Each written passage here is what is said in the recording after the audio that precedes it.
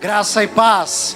Para nós é uma grande alegria poder receber cada um dos que aqui estão e também agora entrar em cada uma das casas, entrar em cada uma das salas que se conectam conosco através do YouTube. Seja bem-vindo. Nós iniciamos agora a nossa transmissão ao vivo através do YouTube. Para você que aqui está, eu peço por favor, se coloque de pé.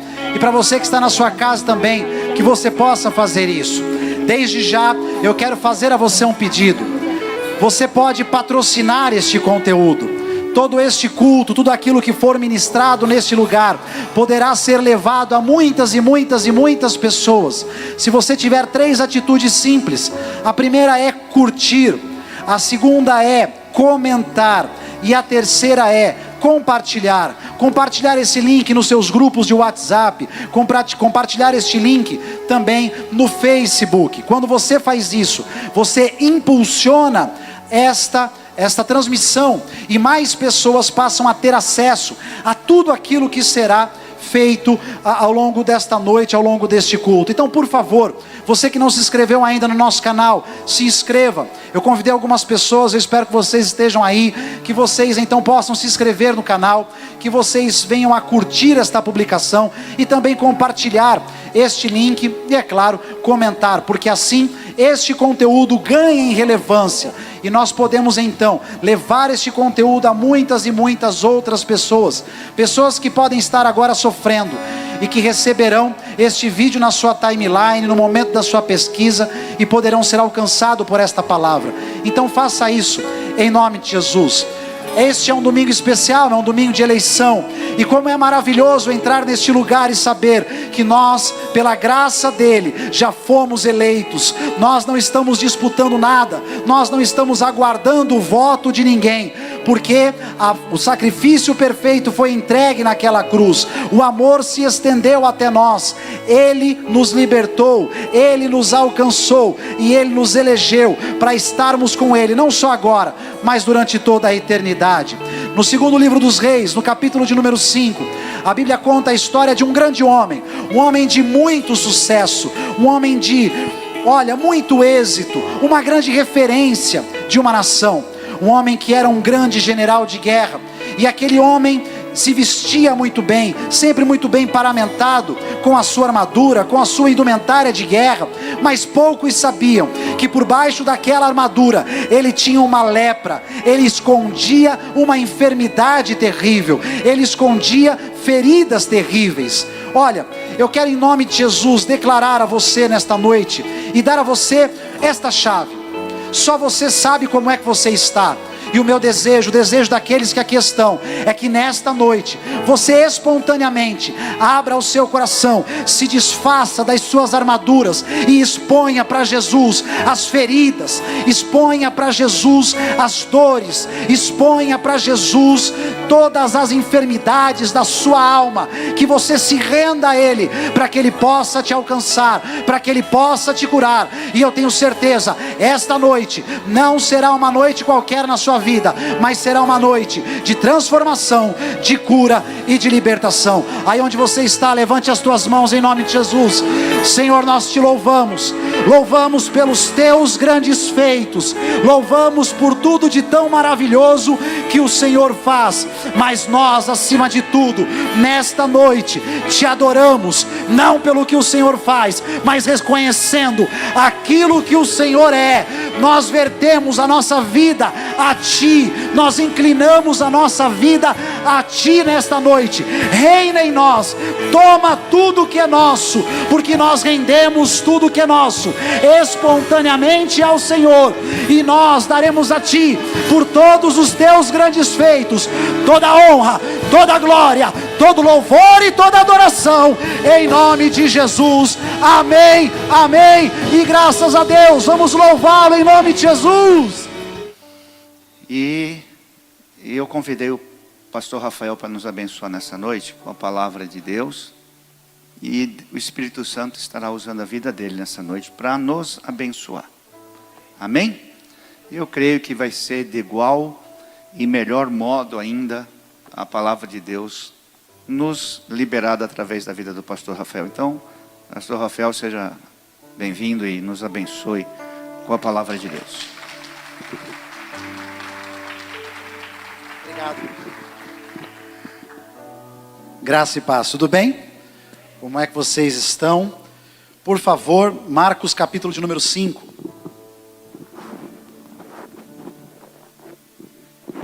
Me pediram para, ao ministrar, não me mover muito, não me mexer muito, por conta da luz e da transmissão. Me comprometo a fazer o melhor possível, tá? Marcos capítulo de número 5. Você que está nos assistindo aí já compartilhou o link? Faça isso. Certamente pessoas estão precisando ouvir o que vai ser ministrado aqui esta noite. E você poderá ser canal disso. Faça isso. Compartilhe esse link em nome de Jesus. Marcos, Evangelho de Marcos, capítulo de número 5. A mesma história está relatada no Evangelho de Lucas, no capítulo de número 8, do 26 ao 39, mas nós vamos então ler em Marcos, capítulo de número 5, a partir do versículo de número 1. Vamos lá? Diz assim: entre mentes chegaram a outra margem do mar, a terra dos Gerazenos. Ao desembarcar, logo veio dos sepulcros ao seu encontro um homem possesso de espírito imundo, o qual vivia nos sepulcros, e nem mesmo com cadeias alguém podia prendê-lo, porque tendo sido muitas vezes preso com grilhões e cadeias, as cadeias foram quebradas por ele, e os grilhões completamente despedaçados. E ninguém podia subjugá-lo. Em outras traduções diz que não havia ninguém forte o suficiente para detê-lo. Andava sempre de noite e de dia clamando por entre os sepulcros e pelos montes, ferindo-se com pedras.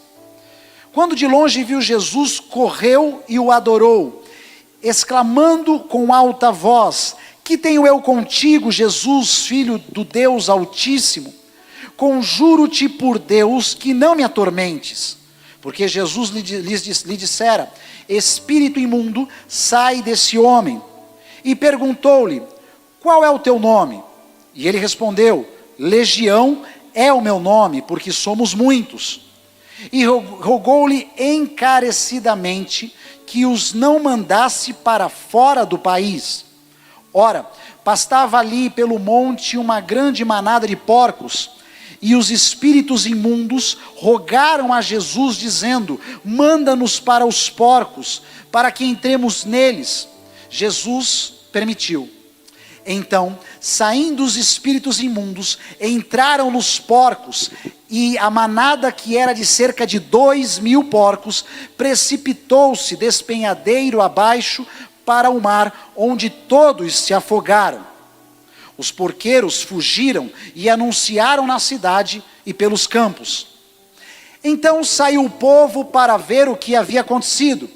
Indo ter com Jesus, viram o endemoniado, e que tivera em si uma legião, assentado, vestido em perfeito juízo, e temeram.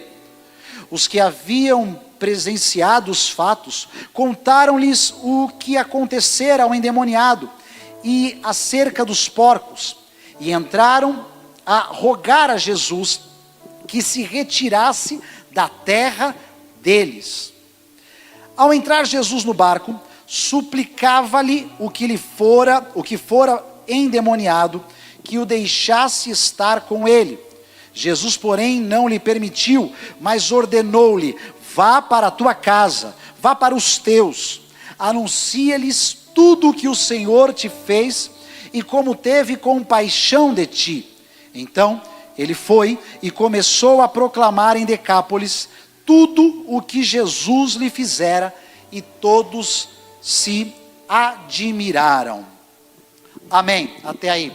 Por conta de muitas linguagens pesquisadas, você vê que eu fui, por vezes, gaguejando no texto, né? Isso é o que dá, estudar outras linguagens, na hora de vir pregar, trazer uma outra Bíblia, não é? Mas fato é, a sua linguagem também pode ter algumas coisas, umas questões diferentes aí, do que aquela que foi lida, do que essa que foi lida. Mas fato é, Jesus, ele chegou em uma região uma região chamada Decápolis, mais especificamente é uma cidade, é a cidade conhecida como Gadara, onde vivia um povo, ou onde aqueles que habitavam naquele local eram conhecidos como gadarenos, ou, dependendo da sua tradução, você vai encontrar também como gerazenos, ou até mesmo gergesenos. Fato é, Jesus chegou em uma região. Há muito que ser tratado neste texto, e que texto rico, e que texto maravilhoso. Olha, os detalhes desse texto são apaixonantes, sobre toda aquela região, como tudo aquilo funcionava na época, como é que está a cidade nos dias de hoje, porque foi construída uma cidade sobre as ruínas de Gadara, e ela existe ainda nos dias de hoje, pertence à Jordânia, enfim, há muito que ser dito sobre esse texto, mas eu quero me ater a alguns pontos muito especiais dele, e nós vamos falar sobre Jesus, falar sobre a sua obra, e como é maravilhoso falar de Jesus e falar sobre a sua obra. Então eu quero em nome de Jesus que você feche os teus olhos agora, e quero pedir em nome de Jesus que você ore comigo. Senhor, nós te louvamos, nós te exaltamos, nós rendemos a ti toda a honra, toda a glória, todo o louvor e toda a adoração. Eu sei, meu Deus, o que a mim foi ministrado através desta palavra. Eu sei o que o Senhor tem para nós nesta noite. E o que eu quero pedir ao Senhor em nome de Jesus é que desde já o Senhor cubra-nos com o teu sangue. Em nome de Jesus nós tomamos a armadura espiritual do Senhor. Denunciamos principados, potestades, dominadores, espíritos imundos. Denunciamos toda sorte e toda ação de valentes que tentam roubar esta palavra, que tentam roubar a alma desta pessoa, o entendimento desta pessoa, que tentam, meu Deus, tirá-la daqui onde ela está, para que ela fique longe daqui, para que ela não consiga ter consciência daquilo que será ministrado sobre a vida dela. E em nome de Jesus eu peço ao Senhor, repreende todo este mal, em nome de Jesus, coloca por debaixo dos nossos pés toda arma forjada, todo aquele que se levanta contra esta palavra, e que o teu reino e a cultura do teu reino seja impressa dentro de cada um de nós, em cada um de nós, em cada casa, em cada família aqui representada, em cada lar daqueles que se conectam conosco neste momento, em nome de Jesus, amém, amém e graças a Deus. Importante dizer também que eu estou aqui, como você já percebeu, debaixo do envio do nosso pastor, do nosso líder, do nosso apóstolo, do nosso pai espiritual, e isso nos respalda, porque o mundo espiritual compreende muito bem isso. Bom, vamos lá, há muito que ser dito sobre o texto, mas eu quero me ater a alguns detalhes dele tão somente, porque isso para mim é extremamente importante hoje. Repito, o texto é maravilhoso, a história é linda, os detalhes que cercam esta visita de Jesus àquela cidade são de fato maravilhosos, mas eu quero, repito, me ater a alguns detalhes. E o primeiro detalhe que eu quero me ater é que existe uma batalha espiritual. Existe uma guerra espiritual. Existe uma luta sendo travada agora, pela minha e pela sua vida, neste exato momento. É impressionante porque nós estamos em uma sociedade que nega cada vez mais a ação, o mundo espiritual, a sua realidade, a ação do mundo espiritual, a sua interferência no nosso meio.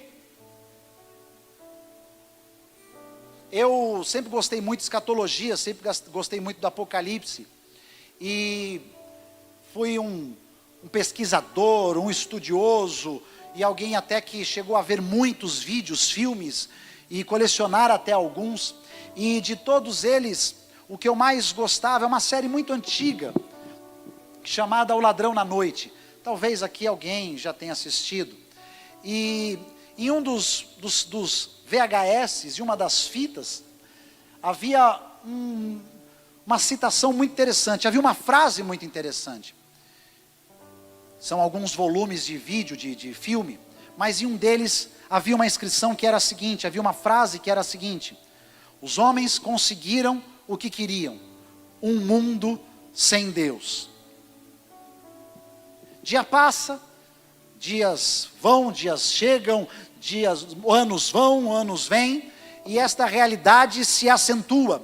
O homem tem buscado constantemente um mundo sem Deus, negar a Deus, negar a sua existência, negar a tudo que se pode negar inclusive a realidade de que há uma guerra espiritual. Mas eu quero dizer a você, e é importante que eu diga, que há uma batalha espiritual, há uma guerra sendo travada. Assim, uma guerra estabelecida pela sua vida. E o mundo espiritual rege o mundo físico em que vivemos. O mundo espiritual tem total interferência na nossa realidade. O mundo espiritual tem total interferência sobre a nossa vida. Há uma guerra espiritual. Há uma batalha espiritual.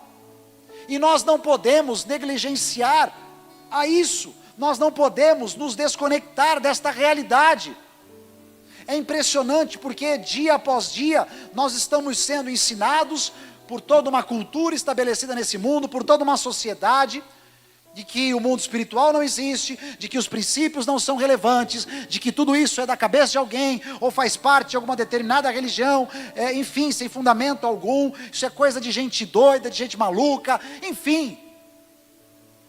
E por outro lado também as demandas do dia a dia, das nossas atividades, de tudo aquilo que nós temos para fazer, tenta cada vez mais nos prender a única e exclusivamente esta realidade. E se nós não nos atentarmos, nós vamos começar a viver como se tudo fosse normal, como se tudo fosse algo comum, como se tudo fizesse parte dessa nossa vida aqui mesmo. Então, ganhar ou não um emprego, avançar ou não na sua vida, ser curado ou não, vencer uma enfermidade ou não, ser liberto ou não, é algo que faz parte do nosso dia a dia. E aí nós começamos a achar que as enfermidades, elas são única e exclusivamente de fundo ou de essência natural, e que tudo está dentro deste padrão de vida humana, dentro da nossa realidade. Já não oramos mais o que orávamos, já não estudamos mais o que estudávamos, já não buscamos mais o que buscávamos, já não jejuamos mais o que já jejuamos. Nós começamos a lidar com tudo isso de uma maneira muito normal. Eu faço parte deste contexto, é legal, eu estou numa comunidade, e é muito legal me encontrar com as pessoas, me relacionar com elas, e tudo fica no campo da normalidade, da naturalidade. É muito louco isso. Aliás, há quem defenda hoje tudo isso. Há quem normalize todas estas coisas e pregue isso. Isso já não é mais achado estranho. Há quem busque isso. Há quem busque isso. Então nós já não podemos mais. Nós temos que aceitar que o câncer é uma enfermidade mesmo e está aí. E enfim, tem gente que vai ter, tem gente que não vai ter. Nós temos que aceitar que a depressão é uma coisa da alma e está tudo certo. E é isso. E nós vamos normalizando todas as coisas. É assim mesmo, pastor. É assim mesmo. É desse jeito. E cada vez mais, em muitos lugares, se filosofa, se fala de muitas coisas, se prega muitas coisas, e nós vamos nos distanciando da realidade do mundo espiritual. Querido, há uma guerra espiritual, sim. Há uma guerra espiritual, sim. Há uma batalha espiritual, sim. Existem pessoas presas a cadeias espirituais. Esta cidade possui principados, potestades que agem nesta região. E nós fomos chamados para termos o reino de Deus estabelecido em nós e para colocarmos em prática, estabelecermos o reino de Deus dentro desta geografia, dentro da nossa realidade e vencermos no nome de Jesus toda a oposição maligna que se levanta ao reino de Deus que virá sobre nós e que virá sobre a região que nós habitamos. Há uma guerra espiritual, há uma batalha espiritual, sim. É mentira quem diz que não, está desconectado da realidade quem diz que não. Tudo nasce no Espírito, tudo está no Espírito, tudo começa no Espírito, tudo se dá no mundo espiritual e se manifesta na terra. Há uma batalha espiritual acontecendo agora, neste exato momento. O reino das trevas contra o reino da luz, o reino de Deus.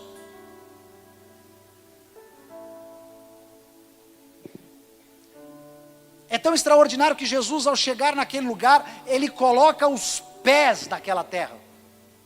E ao colocar os pés na terra, você leu comigo, um homem acessa ele, um homem procura ele, um homem que há muitos anos estava preso em cadeias espirituais. É tão extraordinário isso, porque não precisou de nada, a não ser que Jesus colocasse os pés naquela terra, para que alguém preso em cadeias, para que demônios que dominavam a vida de uma pessoa, viessem e se rendessem.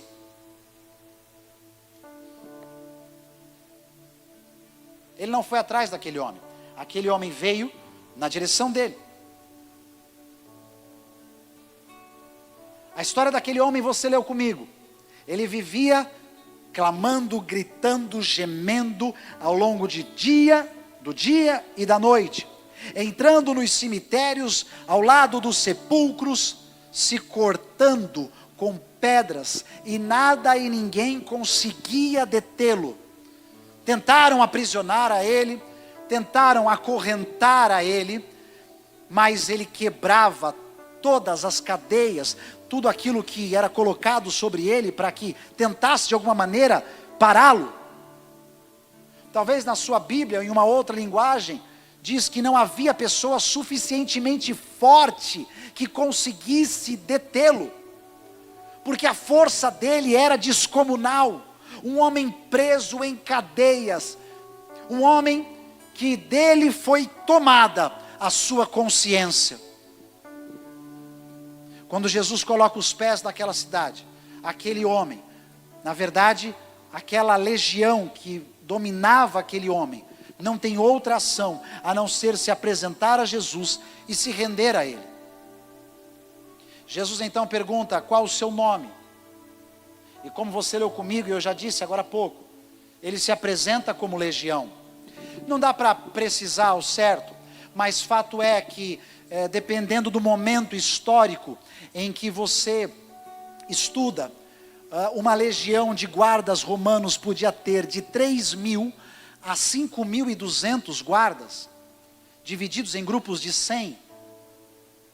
A legião era então um número de guardas romanos, conhecida como legião, que podia ter de 3.000 a 5.200 soldados.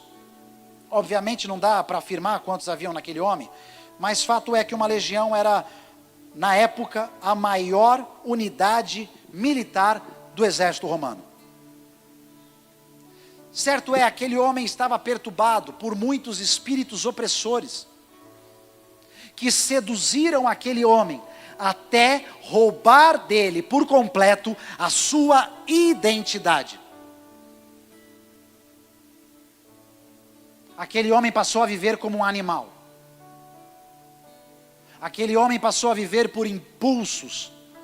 Aquele homem passou a viver uma vida que eu não sei nem se dá para chamar de vida. Mas fato é, ele passou a viver como um louco, um maluco, um animal. Olha, eu diria a você que muitos animais teriam mais dignidade nas suas ações do que ele. É difícil você ver um animal capaz de se mutilar, mas aquele homem se mutilava com pedras, se cortava e abria feridas nele mesmo. Jesus então, com autoridade, diz e dá ordem para que aqueles demônios saiam daquele homem.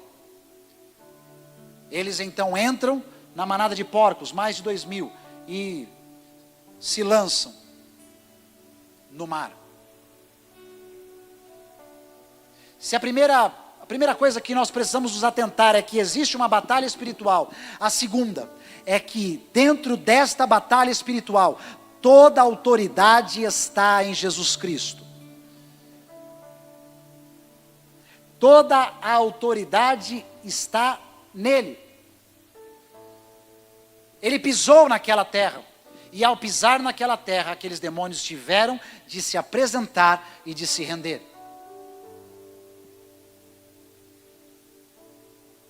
Em Gênesis 3,15, a Bíblia diz que Deus diz à serpente: colocarei inimizade entre você e a mulher, entre você e o descendente da mulher, entre a sua descendência e a descendência da mulher, e o descendente da mulher. Você vai ferir a ele o calcanhar, mas ele vai ferir a sua cabeça. A serpente foi dada autoridade para ferir o calcanhar. E ela poderia ter ferido qualquer outra parte do corpo, mas ela feriu exatamente o calcanhar. Foi dado a ela esta autoridade. Por quê? Porque já no calcanhar, a ação imediata é que ele esmague a cabeça dela. Toda a autoridade está em Jesus. Todo o poder está nele, para que em nome de Jesus e no nome dele, ele cumpra em nós a palavra escrita em Romanos 16:20, que é: o Deus de paz esmagará a Satanás debaixo dos nossos pés. Você pode dizer amém, pelo menos? Diga: esta palavra vai se cumprir na minha vida. O Deus de paz esmagará Satanás e todas as suas obras debaixo dos meus pés.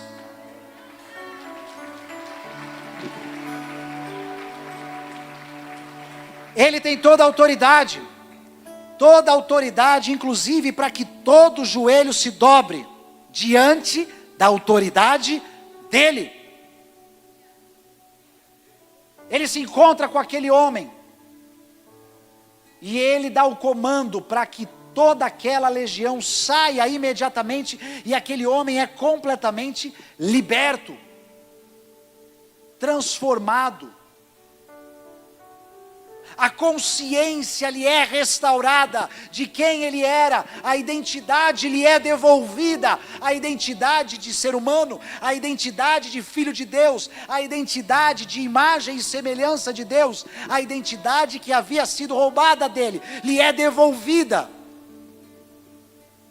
A consciência que por sedução de demônios lhe foi tirada, roubada, agora lhe é devolvida, lhe é restituída. Toma a sua consciência de volta, para que você nunca mais viva por impulso, para que você nunca mais viva como um animal, para que você nunca mais viva como um bicho, para que você nunca mais viva preso a cadeias espirituais. Toma de volta a consciência de que você é imagem e semelhança de Deus, colocado por Ele nesta terra, para governar, dominar e multiplicar, e para estabelecer o reino dEle dentro da sua vida e dentro da sua geografia. Recebe de volta a tua consciência. Você não sabia o que estava fazendo, você vivia por impulsos, sabe-se lá quais impulsos esses, mas aqui está a sua consciência de volta. Jesus tem toda a autoridade nos céus e na terra. E como é bom saber disso justamente nesta época, porque Ele tem nos preservado, Ele tem nos guardado, Ele tem guardado os nossos líderes, tem guardado este ministério, e tem feito com que, graças a Ele mesmo, sempre, este ministério e os nossos líderes zelem pela palavra dEle. há uma batalha espiritual. Jesus tem toda a autoridade nos céus e na terra. Ele tem todo o poder para quebrar toda e qualquer cadeia que se estabeleça diante de nós. Amém?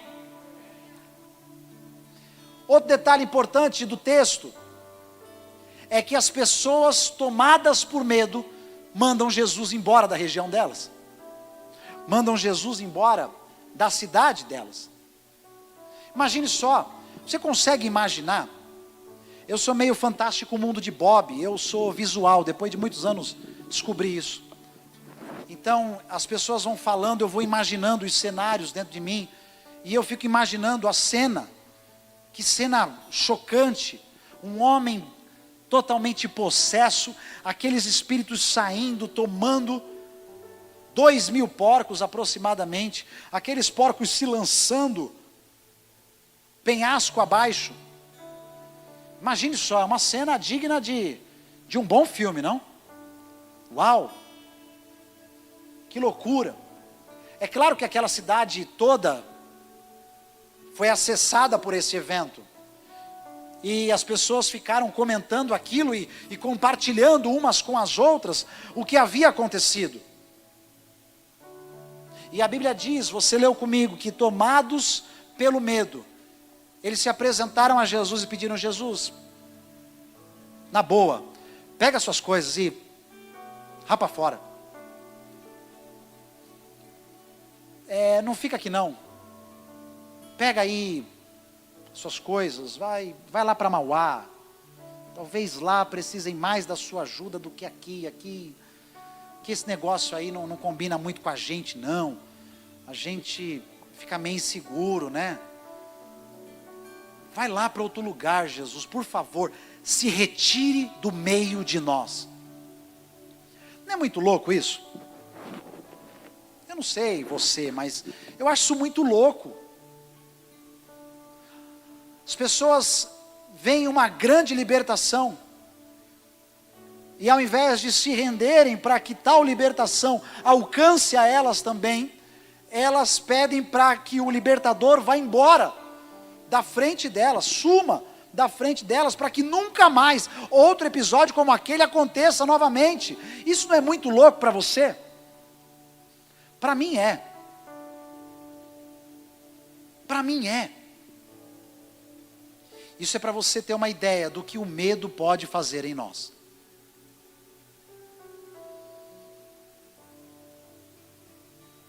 Quando o homem quebra sua aliança com Deus, quando o homem desobedece, imediatamente eles foram tomados pelo medo. E o medo é um resultado, é um produto da quebra de aliança do homem com Deus. É resultado da desobediência do homem. E o medo pode nos impedir de viver tantas coisas extraordinárias. O medo pode nos impedir de viver tanta coisa legal. Aonde é que você estaria agora não fosse o medo?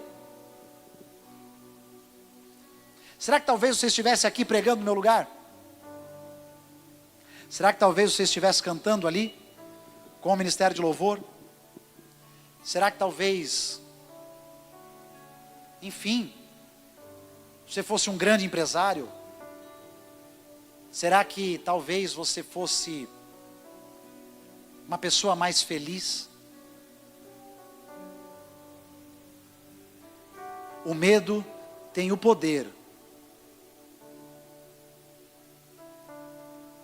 de nos travar a ponto de nos impedir de viver todo o plano extraordinário que Deus tem para nós. Você tem medo de quê? O que é que está te travando? Será que eu e você também, em muitas áreas da nossa vida, por medo, não estamos pedindo para Jesus sair da nossa região? Sair do nosso puxadinho? Será que por medo você não tem se lançado mais? Você não tem se entregado mais? Será que por medo você não tem vivido todo o bem que Deus tem para você?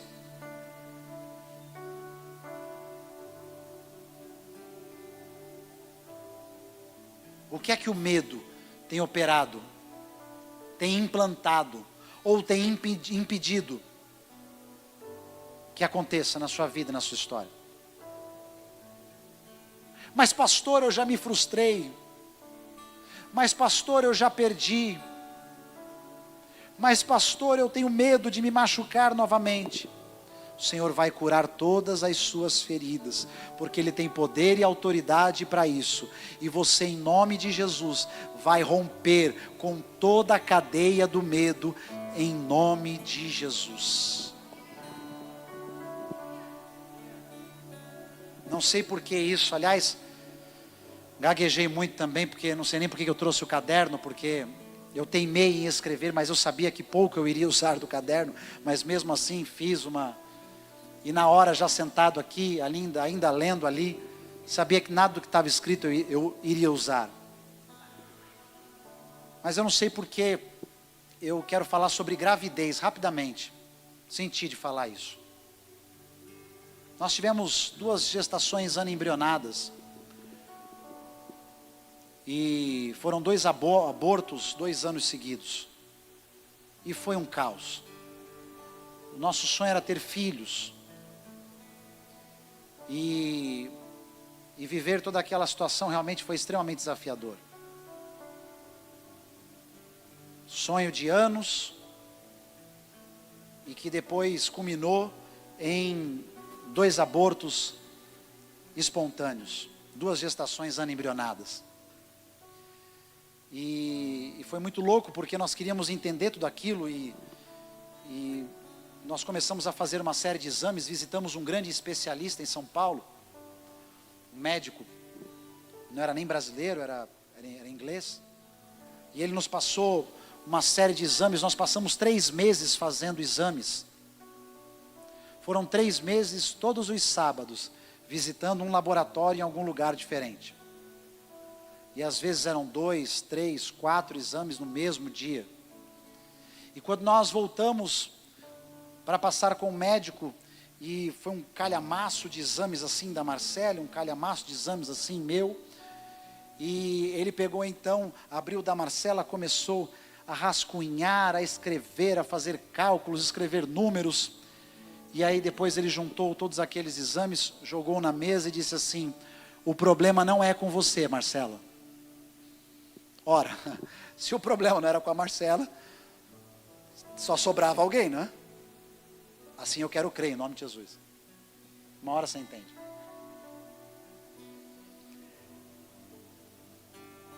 E meu irmão, passou tudo que você pode imaginar pela minha cabeça naquele momento. Enquanto ele pegava os meus exames e rascunhava, e escrevia, e abria pasta por pasta de exame, absolutamente tudo que você possa imaginar passou pela minha cabeça. Eu não conseguia me controlar. E aí no final ele juntou todos os exames, jogou sobre a mesa também, colocou as mãos na cabeça, as 2, e foi para trás na cadeira e disse assim: vocês se enquadram nos 49% que não tem explicação genética. Ou seja, eu saí daquela sala exatamente como eu entrei, sem nenhuma resposta. Passei meses esperando uma resposta. Uma resposta. E eu não obtive a resposta. E aí, ele ainda disse assim: olha só, vamos fazer o seguinte, engravida de novo, ela vai abortar. Aí quando ela abortar, pede para não jogar o feto fora não, pede para recolher, a gente traz para examinar. Que legal. Eu estou saindo de 2 abortos, uma curetagem, o cara diz que eu vou abortar a 3ª vez, que é para não descartar o feto, é para trazer para ele. Uau! Nós saímos pela porta daquele consultório, e a Marcela me disse: isso, aquilo e aquilo, o que você acha disso? Eu falei: pelo amor de Deus, para, não fala nada, não fala comigo. Por favor, não fala comigo. Me dá 15 minutos sem falar nada comigo. Eu quero ficar quieto. Eu quero ficar quieto. Os dias se passaram. Nós éramos pastores no Itapeva, em Mauá. E a Marcela foi convidada para ministrar na última rede de mulheres do ano da igreja quadrangular ali de Mauá. E ao chegar lá, uma mulher grávida, com os exames na mão, de que o bebê que estava na barriga dela estava morto. Isso era um sábado, a curetagem estava marcada para segunda-feira. Segunda-feira ela seria internada e aquele bebê seria morto, tirado de dentro dela. Essa mulher vem desesperadamente para frente e diz: eu preciso que você ore por mim. Ela entra em choque e pensa com ela: o que é que eu vou fazer? Eu não estou engravidando, as minhas orações, entre aspas, não estão sendo suficientes para mim. Como é que eu vou orar por uma outra? Não sei se por convicção ou por obrigação ela orou. E para a glória de Deus, na segunda-feira, o diagnóstico foi mudado, a criança estava viva, nasceu e olha, foi um tempo lindo e maravilhoso.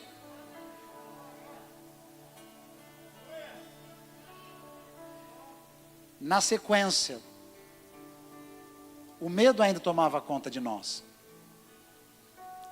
E nós estávamos indo, eu estava indo para Brasília, e na viagem para Brasília, Deus falou comigo: sua mulher está grávida, é um menino, e o nome dele é Pedro. E eu liguei para ela de Brasília e disse: você está grávida, é um menino, e o nome dele é Pedro. Ela disse: para, você está maluco, você está doido. Eu falei: não, estou dizendo a você que Deus falou comigo, você está grávida, é um menino, e o nome dele é Pedro. Quando voltei de lá, nós fizemos os exames. E de fato ela estava grávida. E o médico disse assim a ela: os 2 abortos que você teve limparam por completo o seu útero. O seu útero era cheio de miomas, mas ele foi completamente restaurado. Você tem o útero de uma adolescente, de uma mulher com 18 anos de idade. E eu me lembro que quando nós descobrimos o sexo da criança, ela ficou toda emocionada. Ela disse: ai, é um menino, você não está emocionado? Eu disse: não. Mas por quê? Eu falei: porque eu te disse que era um menino, o nome dele é Pedro. E graças a Deus, para cada uma das gestações anembrionadas, eu tenho um filho lindo, maravilhoso, extremamente saudável. Eu não sei por quê, mas eu senti de dizer isso. Eu não sei se o seu medo é não engravidar de novo, mas eu quero te dizer no nome de Jesus: pode se preparar, porque você vai trazer o seu milagre no colo, neste altar, e vai apresentar a Ele em nome de Jesus. Não permita que o teu medo impeça Jesus de ficar no teu território, de ficar na tua história e de realizar os milagres que Ele tem para realizar em nome de Jesus. Amém? Não sei porquê, mas abri esse parênteses para contar essa história porque fui levado para isso.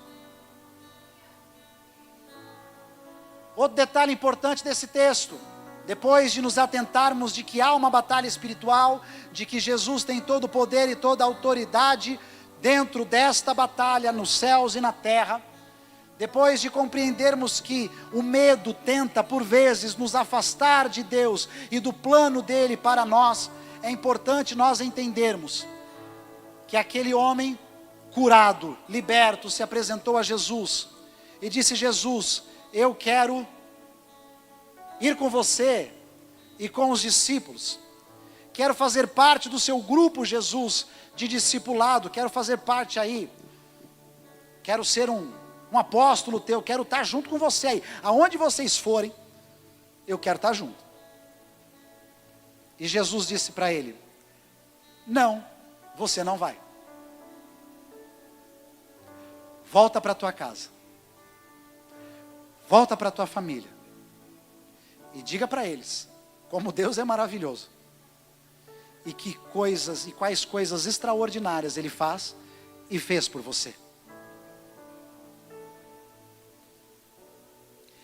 Dentro de uma igreja como a nossa, gente, eu estou me segurando para não andar, mas eu estou me segurando, viu? Vou conseguir. Dentro de uma igreja como a nossa, a estatística, ela é de que a cada 100 pessoas, apenas 3 viverão única e exclusivamente para as demandas desta comunidade, para a obra. É verdade. A estatística é essa: a cada 100 pessoas dentro de uma igreja, apenas 3 vivem integralmente para a obra. Sendo assim, a maior parte dos que estão aqui não viverão exclusivamente para as demandas que existem nesta comunidade, neste ministério. Mas isso não muda o propósito de Deus para todos nós, aqueles que trabalham integralmente nesta obra e aqueles que não. Qual o propósito, pastor? Vivermos o reino de Deus em nós e levarmos o reino de Deus para onde nós formos.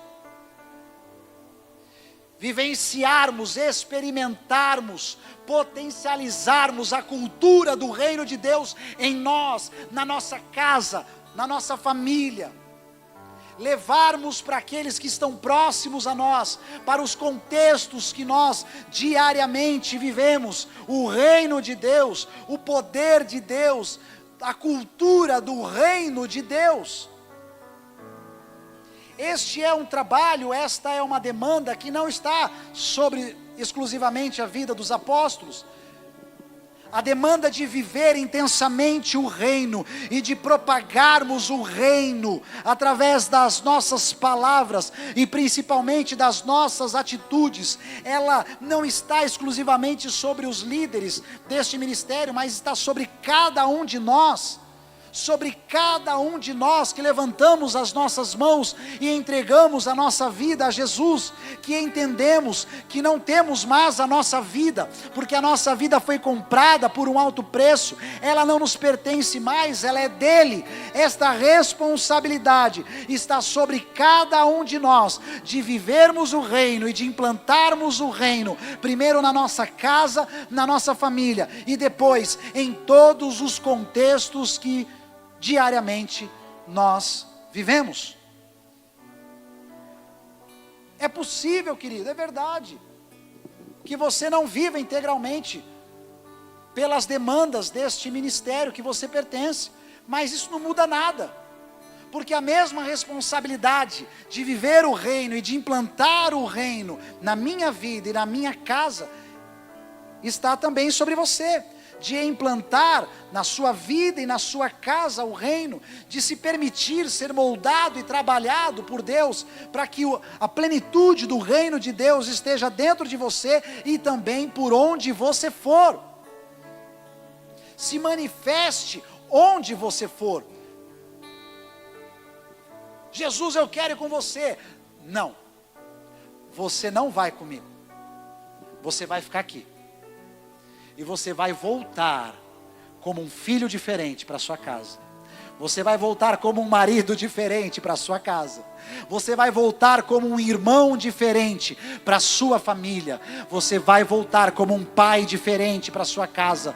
Você vai voltar como uma pessoa diferente para sua família. Deus quer restituir em você a consciência de que você é imagem e semelhança dele, de que o reino de Deus é estabelecido dentro de você, está dentro de você, para que você volte para dentro da sua casa, da sua família, como um ser humano diferente, como uma pessoa diferente, como um irmão diferente, como um pai diferente, como um marido diferente.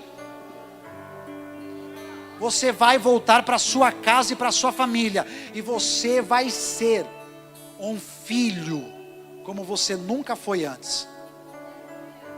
Você vai voltar para sua família e você vai ser um marido como você nunca foi antes. Você vai voltar para sua família e vai ser, em nome de Jesus, um irmão que você nunca foi antes. Por quê? Porque agora o reino de Deus está em você e você é um embaixador do reino naquela família.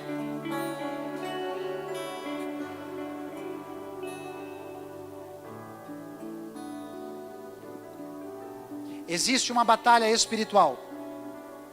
O reino das trevas quer nos seduzir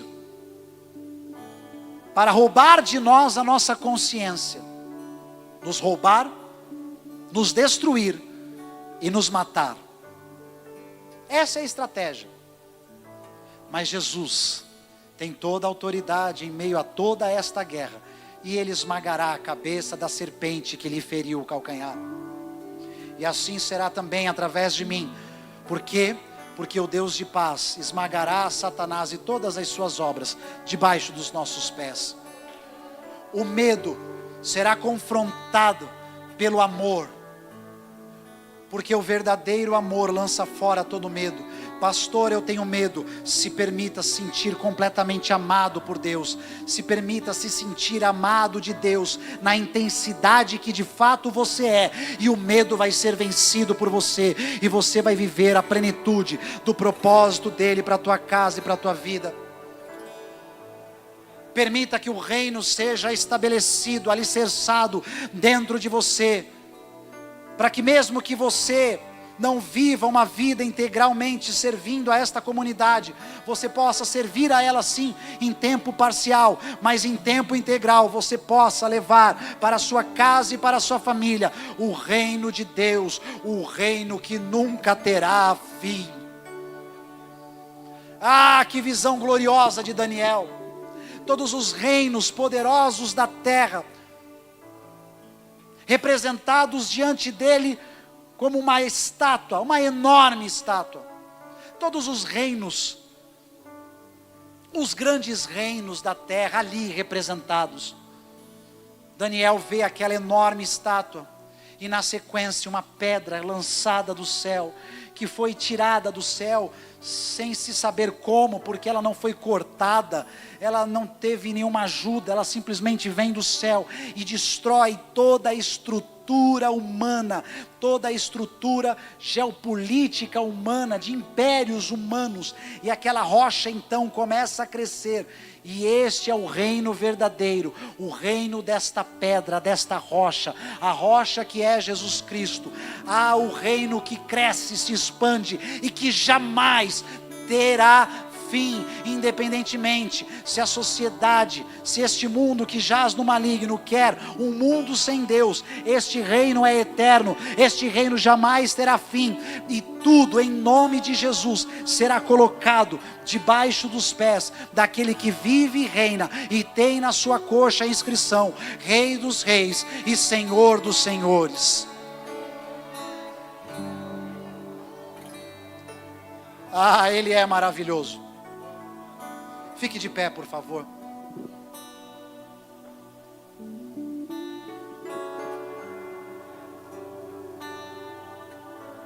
Eu tenho certeza que algumas pessoas que aqui estão tiveram a sua identidade roubada. Quando nós não sabemos qual é a nossa identidade, nós permitimos que qualquer um imprima em nós qualquer identidade. Vou repetir. Quando nós não sabemos quem somos, não sabemos qual é a nossa identidade, nós permitimos que qualquer um imprima em nós qualquer identidade. Quem é você? O que é que você tem vivido? Se você nos conhece, você sabe que durante 10 meses nós demos uma parada no ministério.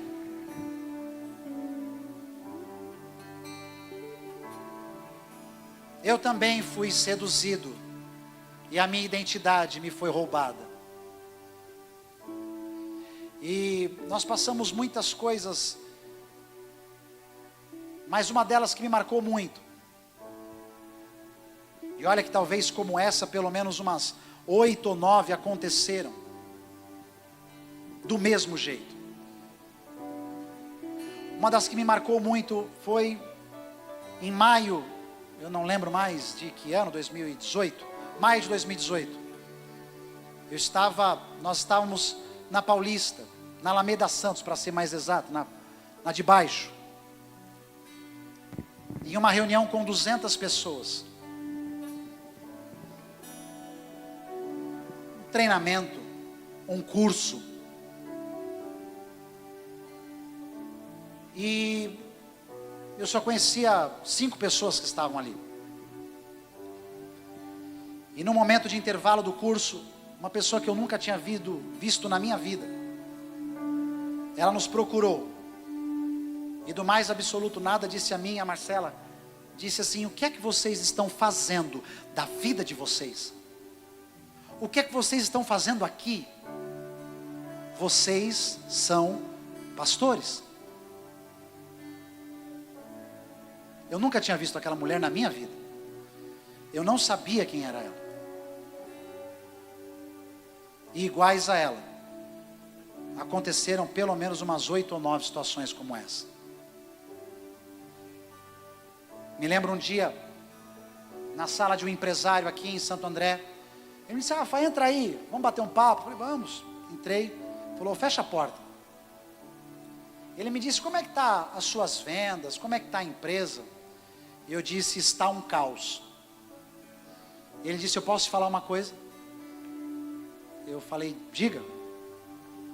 Ele disse: nada disso vai se resolver enquanto você não resolver a tua parada com Deus.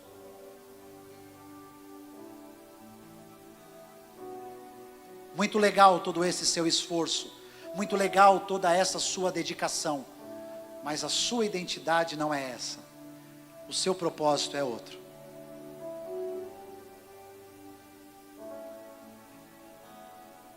Por vezes, somos seduzidos e perdemos a nossa identidade. Entregamos a nossa identidade nas mãos de outro, para que esse outro imprima em nós a identidade que ele quiser. E é por isso que eu sou muito grato a Deus, a esse ministério, ao amor de Deus, à misericórdia dele e dos nossos pastores e líderes, que me deram mais uma chance. Aliás, o que é o filho pródigo? Senão aquele que perdeu a sua identidade. Mas uma hora, ele estava no meio de um grande caos, e a consciência lhe foi devolvida, por uma intervenção divina, pode ter certeza disso. E ele disse: o que é que eu estou fazendo aqui? Eu vou ter com o meu pai. Eu vou fazer o caminho de volta. É possível que a sua identidade tenha sido roubada de você. É possível. E eu quero orar com você em nome de Jesus. Porque independente se foram as situações, as circunstâncias, se você permitiu ou se foi uma ação maligna, a sua identidade vai lhe ser devolvida hoje em nome de Jesus. Muitas pessoas aqui estão presas a tantos e tantos vícios. Eu sei que há pelo menos 50% desta sala presa no vício da pornografia. E isso tem tornado você um animal que vive por impulsos. Eu quero dizer em nome de Jesus, essa corrente, essa cadeia vai cair na tua vida em nome de Jesus. Existem pessoas aqui padecendo de enfermidades. Eu quero dizer a você: Jesus pode te curar. Jesus pode te curar. Jesus pode te libertar. Jesus tem toda a autoridade nos céus e na terra para realizar uma obra de libertação, de restauração sobre a sua vida.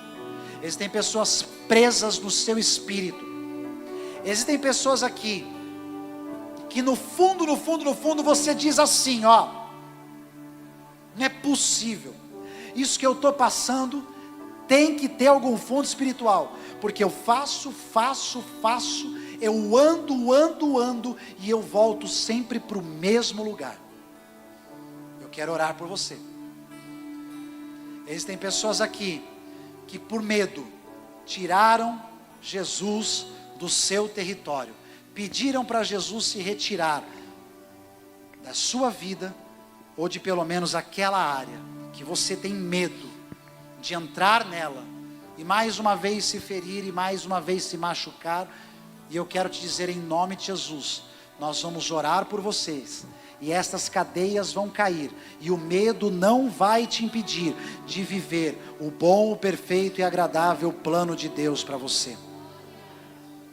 Existem pessoas aqui que não haviam entendido ainda que o reino precisa ser manifesto em você e através de você, com palavras e acima de tudo com ações e atitudes diferentes na sua casa, na sua família e nos contextos que diariamente você visita, diariamente você vive.